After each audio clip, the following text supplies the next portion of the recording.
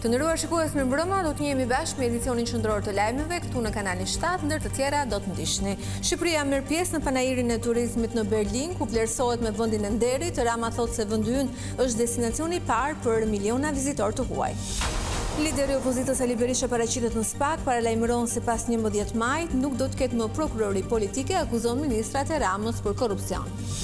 Të gjithë emigrantët që kanë aplikuar për 11 maj dhe janë refuzuar mund ta kryejnë sërish procedurën. Komisioneri shtetëror i zgjedhjeve foli për shtyrje të afatit për këtë kategori.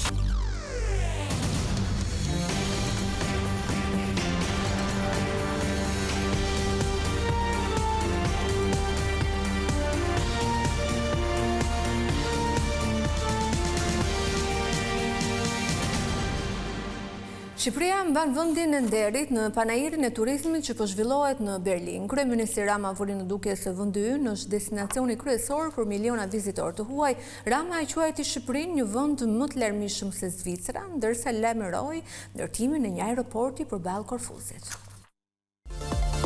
Mes 190 vendeve pjesëmarrëse dhe 5600 ekspozuesve, Shqipëria është sot në qendër të vëmendjes globale si vend i nderit, sa i takon turizmit në panairin e ITB-s Berlin 2025. Para çeljes së panairit u zhvillua një konferencë për shtyp ku kryeministri Rama u ndalte arritjet turistike në vend. Bazuar në kartën e turizmit të Kombeve të Bashkuara, deri më tani Shqipëria është vendi me rritjen më të shpejtë si destinacion turistik në botë dhe po kështu kemi dhe aeroportin me rritjen më të shpejtë në Europë deri më tani. Rama u pyet për qëndrimet afatgjate të turizmit në Shqipëri, duke evidentuar edhe domosdoshmërinë e linjave toksore dhe linjat e tragedeve me Italinë. Jam tejet i bindur që ashtu siç po ndodh sot, do të rritet edhe më shumë zviceran, me më shumë gjerman, me më shumë izraelit, me më shumë turistë të Europës veriore që do të vinë tek ne për bukuritë e maleve, për kënaqësinë e jashtëzakonshme të ngjitjes në to, për bukuritë e aventurave të tjera, rafting në lumenj e kështu me radhë. Shqipëria ka për këdo një vend. Është një vend shumë i vogël, por ndryshe nga Zvicra, është më i larmishëm. Pyetës së gazetarit, kreu i qeverisë ju përgjigj po me pyetje. You are a journalist or you are a protester? I don't understand. Jeni gazetar apo jeni protestues? S'po ju kuptoj. Pyetja ime kishte të bënte edhe me linjë toksore. Po vjen ngadalë në mënyrë të qëndrueshme, hap pas hapi. Për momentin jemi mjaft të prirur që të zëm qiejt. Sa për tokën, ju ftojmë ju ta pushtoni. Pyetjes së gazetarit izraelit mbi numrin më të lartë të vizitorëve që shkojnë në shtetin fqin grek, Rama tha se nuk xhelozon, ndërsa bëri një thirrje të drejtë për drejtë. If you want to feel how God feels. Në qoftë se doni të ndjeheni siç ndihet Zoti, ejani në Shqipëri. Në qoftë se doni të shkoni në një vend ku mendoni që edhe shoferët e taksive janë perëndi, shkoni në Greqi. Por në qoftë se doni të ndjeheni kësaj, ejani në Shqipëri dhe presim me padurim që të kemi sa më shumë hebrej në Shqipëri. E dim që për ne është dashuri, për ju është edhe para, por më mirë ejani në Shqipëri. Do të kurseni më shumë se sa në Greqi dhe do të keni gjithçka keni në Greqi, më shumë pluse të tjera. Shefi i qeverisë u shpreh se së ishpejti do të hapet një aeroport i ri përballë ishullit të Korfuzit. Kemi mjaft kompani ajrore që kanë ardhur dhe shumë të tjera që do të vinë. Jemi në bisedime me aviacionin federal të Shteteve të Bashkuara të Amerikës për të pasur fluturime të drejtë për drejta me Shtetet e Bashkuara, po kështu do të kemi fluturime edhe nga Emiratet dhe Arabia Saudite. Kështu që pak a shumë kur të doni të vini në Shqipëri ka shumë mënyra. Po kështu kemi një aeroport mjaft të lirë. Në moton e panairit të këtij viti, bota udhëtimit jeton këtu, ekspozues e vizitor e tregtar nga gjithë bota do të paraqesin më të mirat e tyre në City Sub Berlin. Ndërsa qeveria po shton thirrjet për kthimin e emigrantëve, ekspertët vërejnë se ata janë një potencial i madh për investime. Që kjo të ndodhë, sipas tyre, duhen krijuar garanci ligjore për mbështetje të plotë, ashtu siç është bërë me investitorët strategjik. Politika ka kthyer vëmendjen drejt emigrantëve si një mundësi e madhe jo vetëm elektorale, por edhe ekonomike. Por sa shanse ka që emigrantët të kthehen në vend jo vetëm fizikisht, por edhe si investitor? Ekspertët e ekonomisë janë në një mendje kur thonë se deri më tani nuk ka një program konkret që të nxjisë kthimin e tyre. Për të ardhur keq që ka ngel thjesht në nivel subjektiv dhe në nivel deklaratash politike dhe elektorale, sepse në fakt, po e theksoj edhe një herë, ky lloj rikthimi që ne duam nuk bëhet thjesht dhe vetëm pse ata duhet të kenë dëshirë që të kthehen apo ne i mirpresim që të kthehen, por ka një sër ligjesh, vendimesh, udhëzimesh për sa i përket ecurisë tyre dhe eficiencës për këto lloj investimesh. Është pikërisht plotësimi i gjithë atyre standardeve që kërkojmë ne që jetojmë brenda vendit, të cilat vlen dhe për ata që janë jashtë vendit. Kjo ka të bëjë sa me standardet në mënyrën se si zbatohet dhe si ndiqet çdo cikël i procesit të qeverisjes, por edhe me atë se sa këto përkojnë pastaj me ato çfarë ne aspirojmë për në BE. Në një vend me afro 1 milion emigrant, hartimi një pakete me masa nxitëse është më shumë se i domosdoshëm, por kthimi i tyre për ekspertët më shumë është një sfidë se sa mundësi. Duhet ketë një plan dhe një paketë të veçantë për financimet që vinë nga diaspora dhe nga emigracioni. Është një eksperiencë e bërë me sukses në disa vende qoftë të Bashkimit Evropian, siç është rasti i Portugalisë ose rasti i Greqisë, në disa raste edhe rasti i Italisë. Duke marrë në konsiderat çfarë ka ndodhur në të kaluarën, do të thosha që çdo njeri duhet ta gjykojë sipas atyre mundësive që ai i shikon si të vlefshme për Shqipërinë, pa i hyrë pastaj thjesht të anës politike, sepse politika i drejtohet në këtë moment dhe çfarë ka bërë politika për të krijuar një ambient që ata të ndjehen si në vendin ku punojnë. Të dhënat flasin se të ardhurat zyrtare të diasporës arrin në 1 miliard euro në vit. Mundësitë për investim janë të mëdha, por kthimi i tyre nxitet vetëm duke krijuar një paketë të ngjashme si ajo i investitorit strategjik, i cili ka garanci dhe stimulim në realizimin e investimit.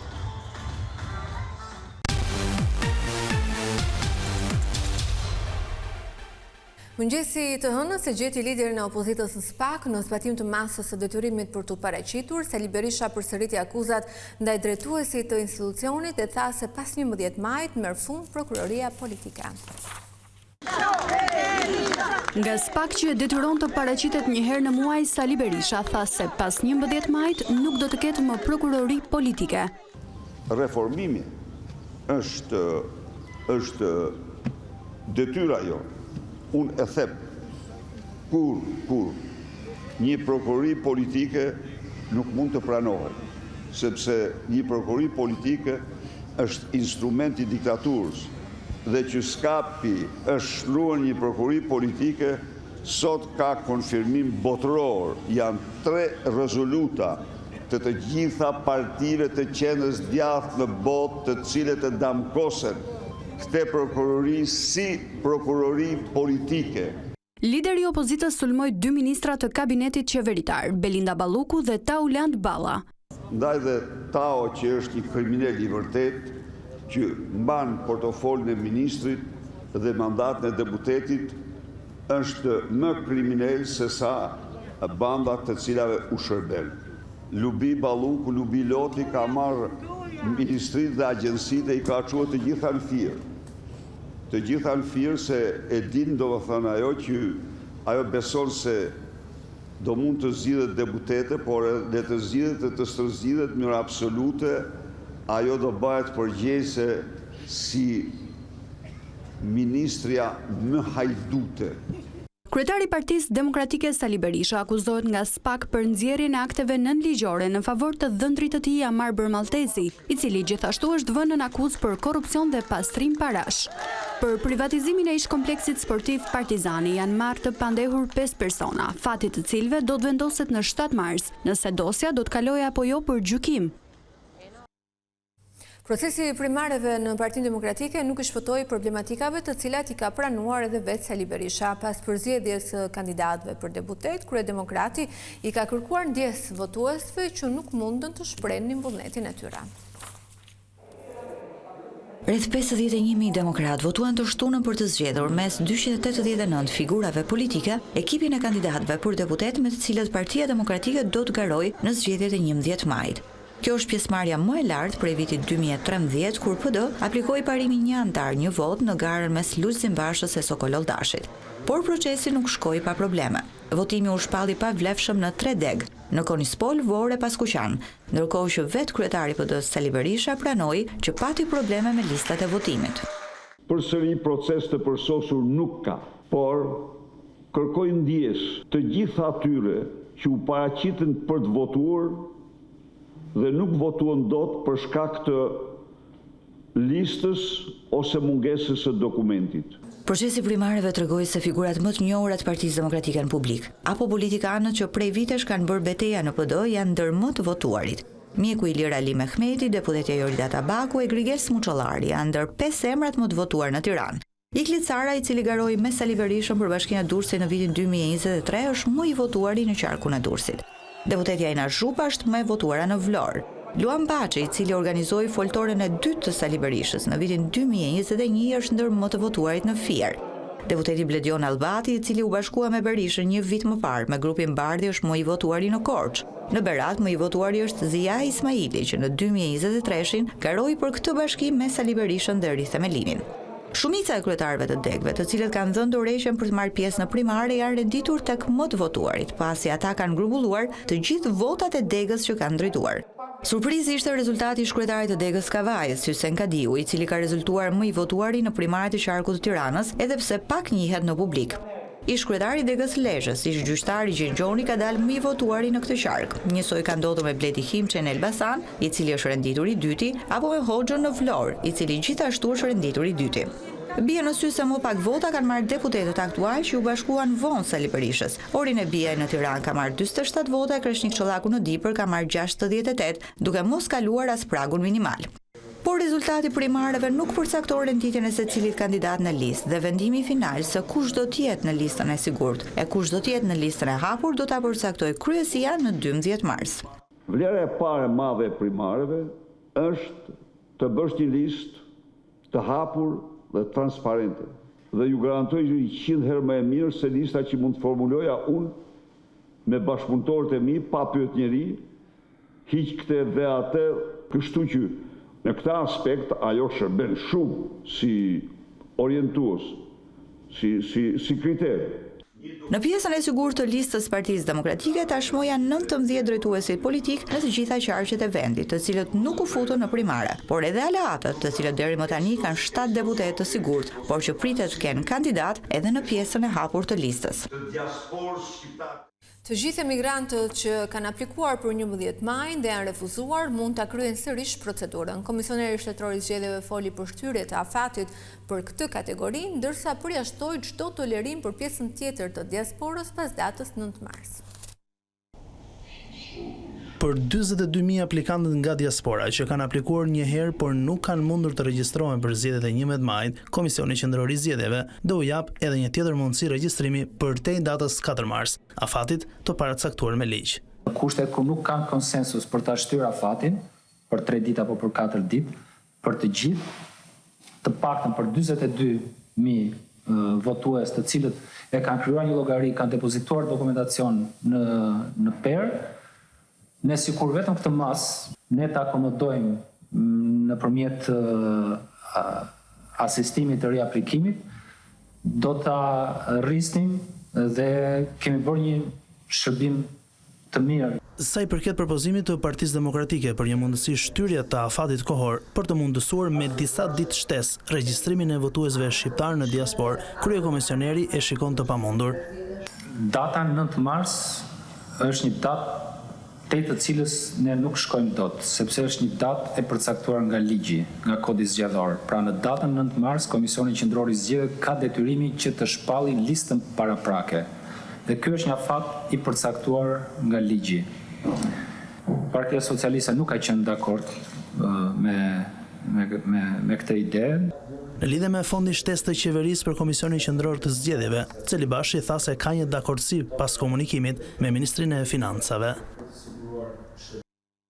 Në një tjetër reagim në rrjetet sociale, Rion Veliaj është ndalur tek argumentat e prokurorit dhe gjyqtarit që e lanë në burg. Sipas tij, frika e një largimi nuk qëndron, pasi ai vetë udhtoi 3 herë jashtë vendit edhe në çdo rast u kthye në Tiranë.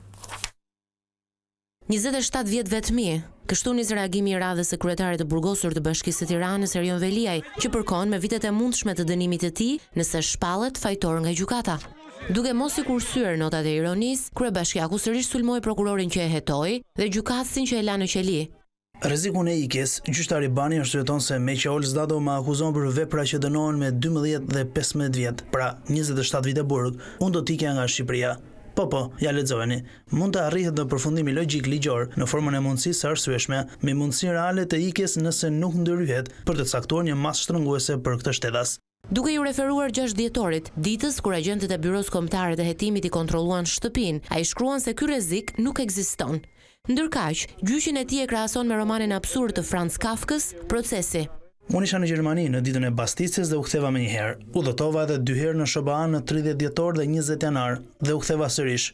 Ku është rreziku? Ku është arratisja? Por siç komentonte Kafka për ndjekësit e tij tek Procesi, unë as mendoj të iki nga këta 2 përndjekës kaq shembullor, të cilët më janë qepur pas me kaq zell dhe pasion, sa thujse më dhimbsen t'i lë vetëm në gjykat. Kryetari i Bashkisë së Tiranës është vënë nën hetim për korrupsion pasiv dhe pastrim parash. Prokuroria e posaçme e dyshon se i ka kryer këto vepra në bashkëpunim me gruan e tij, Ajola Xoza.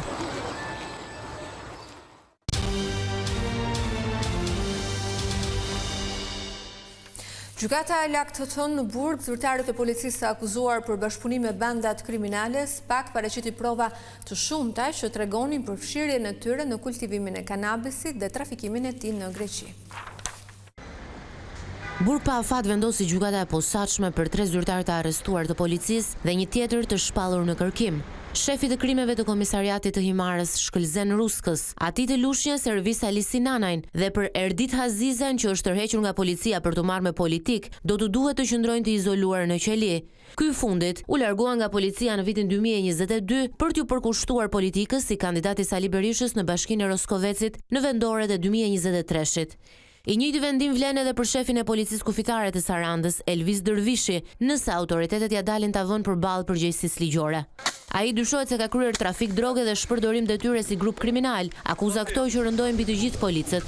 Ndryshim bën shefi i krimeve në komisariatin e Lushnjës, Ervis Ali Sinanaj, i cili akuzohet edhe për ushtrim ndikimit paligjshëm. Sipas prokurorisë së posaçme, ata janë autor të krijimit të një skeme të mirëfillt kriminale, me role të mirë përcaktuara, si pjesëmarrës të një grupi kriminal.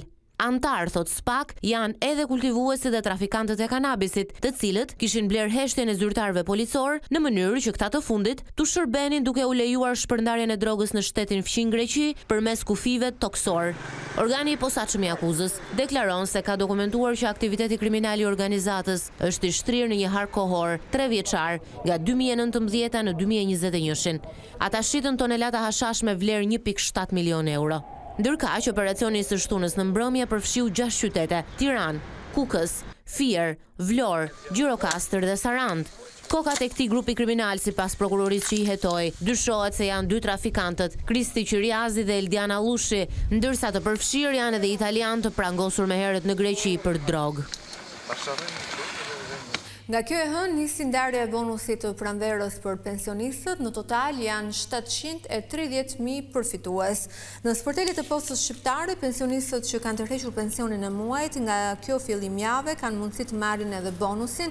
10.000 lekë do të marrin ata që e kanë pensionin deri në 20.000 lekë në muaj, ndërsa ata që e kanë pensionin mbi 20.000 lekë do të marrin një bonus që arrin në 5.000 lekë. Kjo është hera e parë që qeveria shpërndan një bonus në pranverë, pasi deri më tani janë ndarë vetëm në fund të vitit. Kryeministri Edi Rama ka premtuar se ky shpërblim do të lidhet me performancën ekonomike.